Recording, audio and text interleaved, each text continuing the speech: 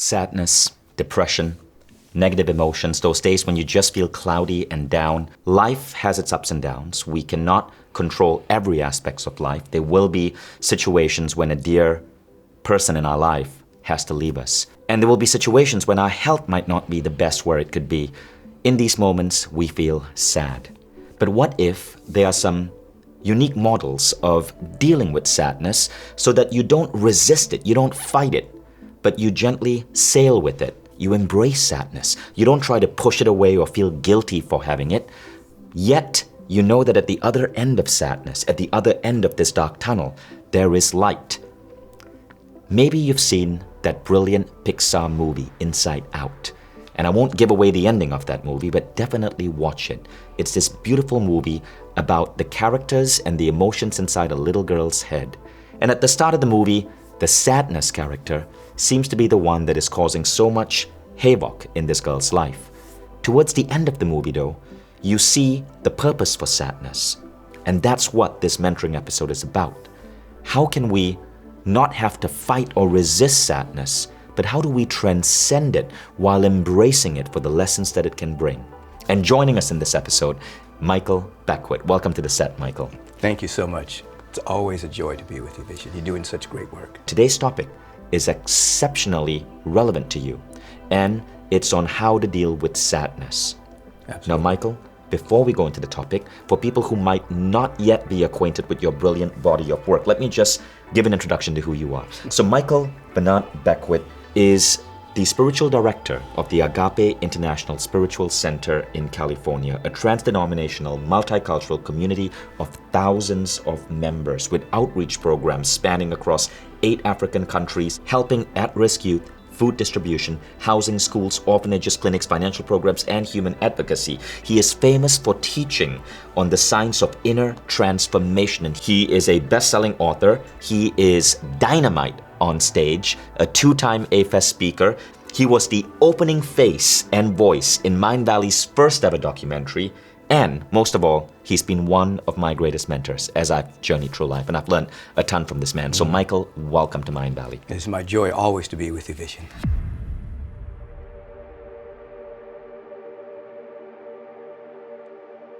So we were talking about sadness because so many people who are watching this episode, like me, like anyone else, go through these days when we go through these dips. Sometimes it lasts a few hours, sometimes it could last weeks or months. Right. Let's talk about sadness. Right. I'll start off with a personal story. There was a time in my life, a number of years ago, where sadness was my constant companion. It was kind of resident here in my heart. And it was with me all the time. And it became a focal point of my meditation. Now, as I watched the sadness, in the beginning it was like, where's the sadness coming from? Is it because of a loss? Is it because of something bad that happened in my life that I wasn't aware of? I never found the genesis of it. So it just became a companion. And it became a focal point of my observation and my meditation. It was there every day for a number of years, Vision. As a matter of fact, when I see old pictures of myself back then, my arm would be up like this, kind of protecting my heart. And so my physical posture was even changed. Now, over a period of time, I didn't try to get rid of the sadness. I didn't resist it. I didn't fight against it. It was just there. It didn't impinge upon the joy of my being, the happiness, the intelligence that would flow through, but it was there. And then one day I woke up, I went to my meditation, and it was gone. My mind searched for it. It's like, where is it? Where is it? Where is it? And it wasn't there anymore. It had dissolved itself. And in its place was a greater opening for more of life to come through. And so when we speak about sadness, there are people who have what you call sadness phobia, or some people have fear phobia, meaning they're afraid of being sad, or they're afraid of having fear. And so they do all kinds of things to not feel it. People will go to pharmaceuticals.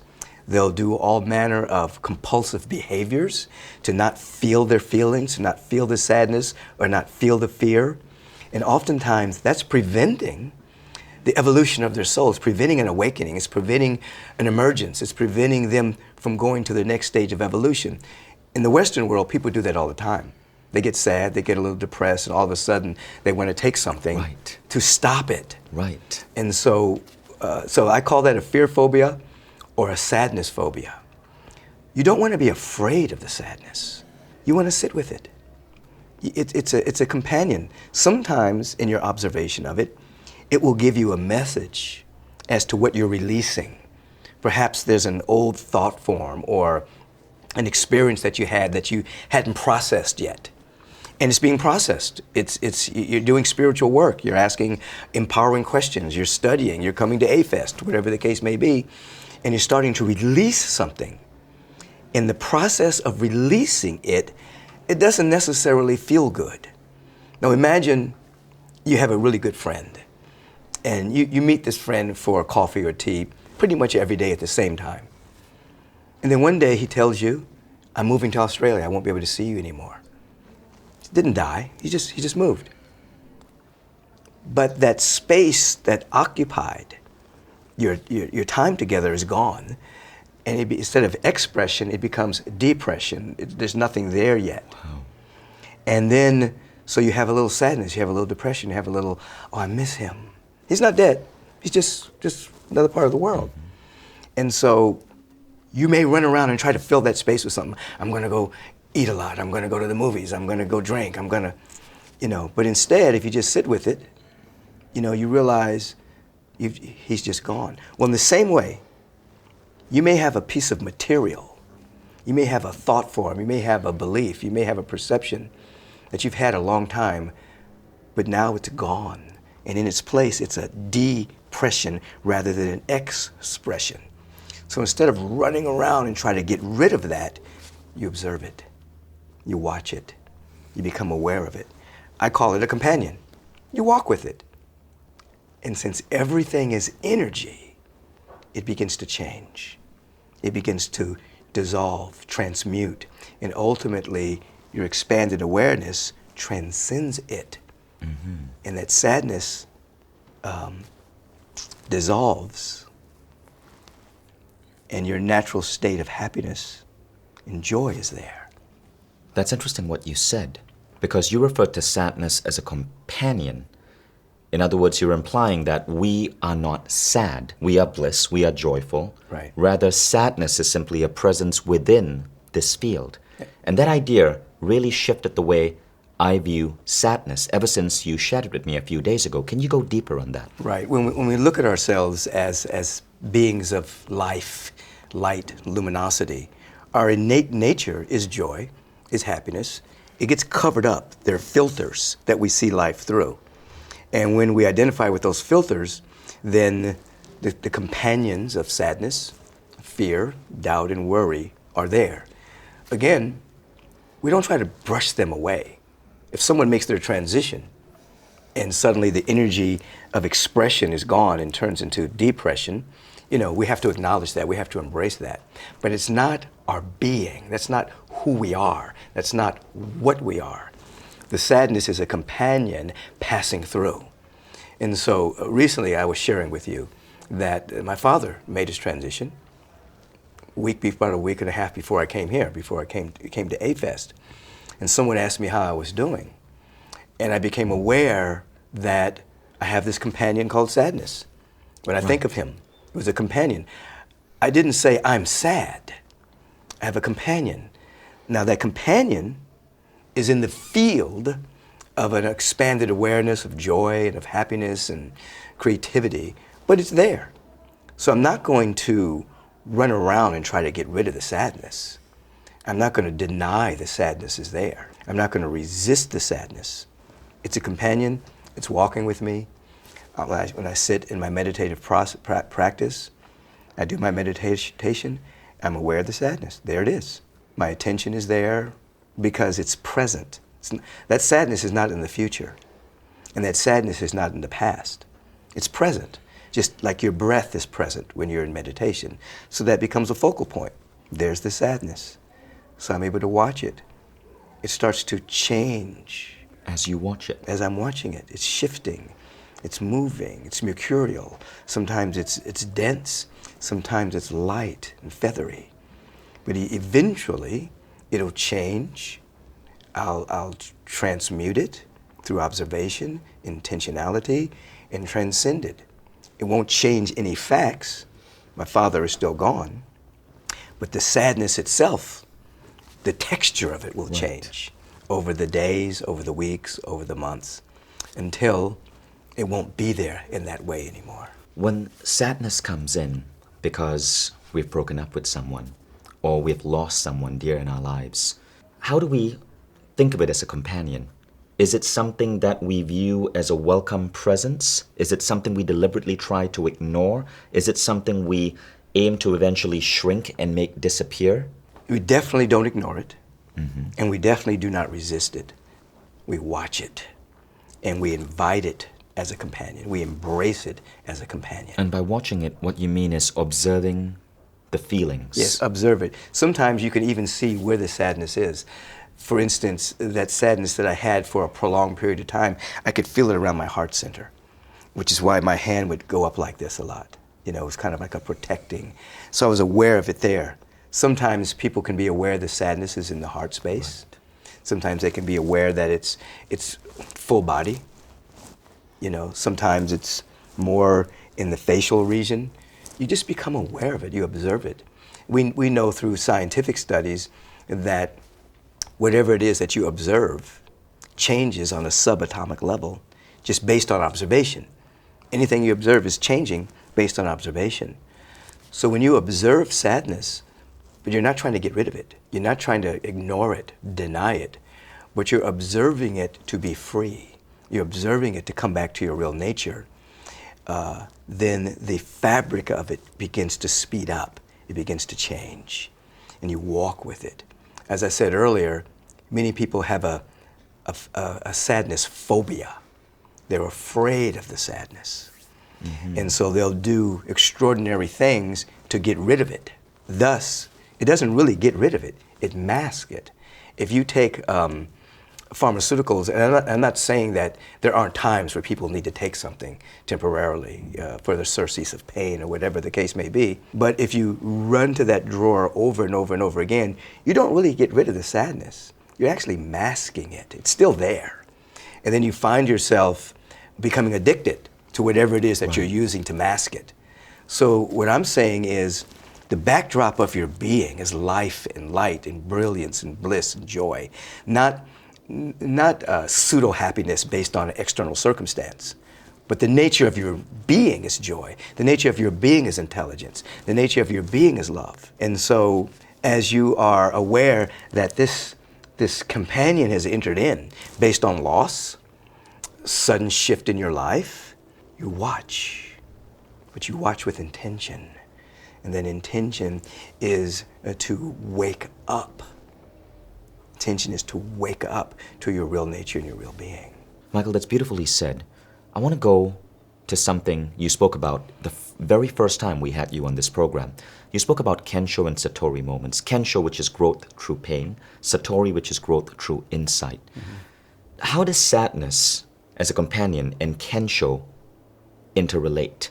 Well, if you have sadness as a companion, that's a Kensho moment. That's a slow burn. Here it is, something that you don't want to experience forever, but you can't deny it. It is there. It is present with you. So when you use that as an object of your focus and meditation, it's a slow burn, but it keeps you in the present moment. You start to finally attune your ability to observe and stay present, and then it starts to change the fabric of sadness at a faster rate. Whereas Satori, that's an immediate insight. It's a revelation. It's an aha. It's like, I got it. It's like everything, all the filters dissolve temporarily or for a long period of time, and you see life as it really is, full of light, luminosity, brilliance, infinite possibilities, infinite potential. And that's Satori. Eureka! I see. Kensho, slow burn. You see, you may have a companion that you're looking at and observing. It may be just the ups and downs of daily life, you know, human life. You know, when we decided to take a human incarnation, That's not a wimpy choice. You know, the fabric of being human, people die, you lose things, the body deteriorates, depending on what part of the world you're born. There could be droughts, there could be famines, there could be starvation, there could be war, you see. And so having a human incarnation is a very courageous act in itself. Mm-hmm. So there's a lot of kinship, a lot of slow burn moments in it. Yeah. Sadness, breakup, whatever the case may be, it provides a level of humility as well. Mm-hmm. When the structures begin to fall apart, whether it's the body temple, whether it's the relationship fragmenting, job loss, as we stay conscious, we develop a level of humility. It's like we can't control everything. Right. So there's an openness of the heart. There's an openness of our space to be able to get great assistance. Now, in relationship, you know, because people really want to know, how do you get through a broken relationship? So I teach, basically there are 3 stages in that. The first stage is acceptance. You have to actually come to grips and accept that this relationship is forever changed. It's not going to be the same as it was before. That means you can't go into wishful thinking. I wish I would have done something differently. Right. I wish I was somebody else. I wish I was somewhere else. You can't let the mind run off into wishful thinking. You have total acceptance. This relationship is changed forever. What might have been a marriage may transition into a friendship. It may transition into a business relationship. It may transition into something we don't know. Right. But it's different. It's not going to be the same. And so first is acceptance. Second is harvest the good, meaning you go through the relationship and you see everything you learned in it. You know, who was I when I came into this relationship? Who am I now? What have I learned? What lessons have I learned? How have I changed? What little nuance of me is now available now that wasn't available when I first came into this relationship? Wow. How did I grow? Harvesting the good. Harvesting the good. Okay. That's stage 2. Stage 3, forgive all the rest. Forget, you know, so these are stages that you have to go through one at a time. Wow. You know, you can do them simultaneously, but it's not a one and done kind of thing, because acceptance may take a moment. Oh, if only I would have done such and such, we could have stayed together. If only she hadn't done such and such, we could have stayed together. You know, so you have to really come to an acceptance. This is done. This is no longer going to be the same. So the mind doesn't run off on tributaries of wishful thinking. Then you really start to harvest the good. You know, what did I learn? Where did I grow? You know, how am I a better person because of this relationship? And then you can actually write that down. You can start, oh my God, because sometimes in going through the process, your mind focuses on all the negative, you know? Right. So this shows you that that relationship was not a waste of time. You learned A, B, C, and D. Right. You're gonna have that forever. You're gonna have that lesson forever, even though the person may not be in your life in the same way. Mm-hmm. Then you forgive everything else. You forgive your misgivings, you forgive their misgivings, their missteps, your missteps, their mistakes, your mistakes. You go into a total state of absolute forgiveness. Now, if you go through those 3 stages, acceptance, harvesting the good, total forgiveness, you'll find yourself rising up as a new being. Wow. Without tremendous rancor, resentment, animosity. Eventually, you'll see that as a school that you went through. And I think that's such an important thing. You lost your father recently. Yes. I ended a 19-year relationship recently. Yes. And those 3 protocols, I learned it from the lens of Catherine Woodward Thomas, who wrote the book Conscious Uncoupling. But those 3 lessons helped me and Christina, who is now moved to becoming a really good friend, significantly. Yes. It was acceptance that even after 19 years, this was not working out.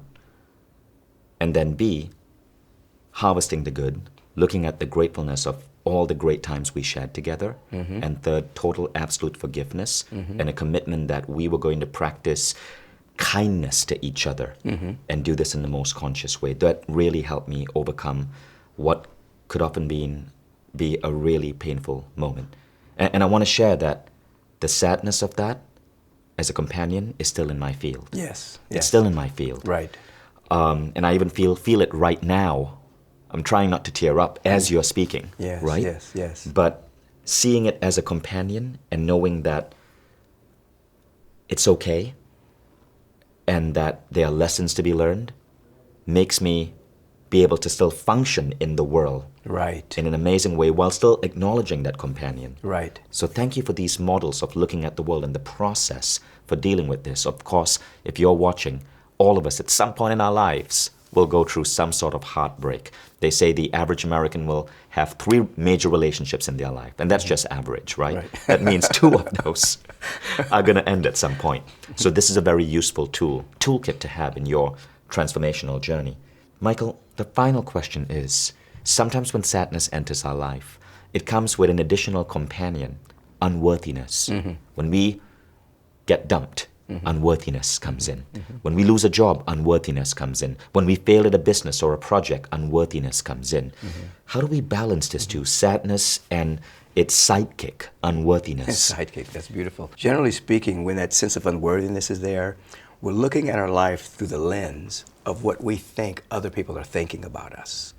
And so we'll project this sadness onto the lens of someone else and look at ourselves. You know, he stumbled, he fell, he lost, he didn't make it.